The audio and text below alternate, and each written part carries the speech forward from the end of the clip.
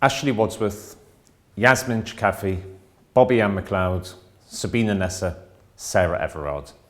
These are just a few names of women and girls who have recently been killed by men. We've launched an ambitious 3-year strategy aimed at ending violence against women and girls in Richmond upon Thames. It's based on a preventative model with 4 key priority areas: changing attitudes and behaviours, early identification and help, safety and support, and holding perpetrators to account. The Richmond upon Thames Community Safety Partnership will work with the Council and relevant organisations to deliver these priorities. Violence against women and girls is domestic violence and abuse, coercive and controlling behaviour, sexual violence, female genital mutilation, forced marriage, crimes in the name of honour, stalking, prostitution and trafficking, sexual exploitation, girls and gang violence.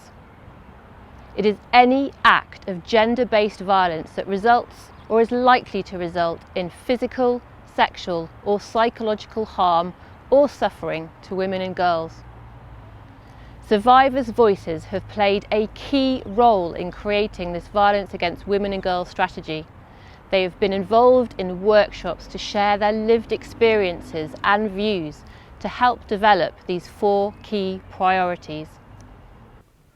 Our first priority is to change attitudes and behaviours. We will work with schools, local colleges and universities to educate children and young people to identify and report violence against women and girls, as well as signposting them to available support services.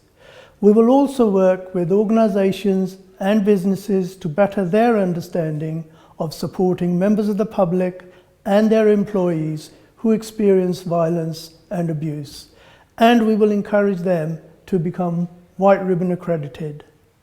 A survivor forum will also be set up so that we can listen and learn directly from women and girls with lived experiences of violence and abuse.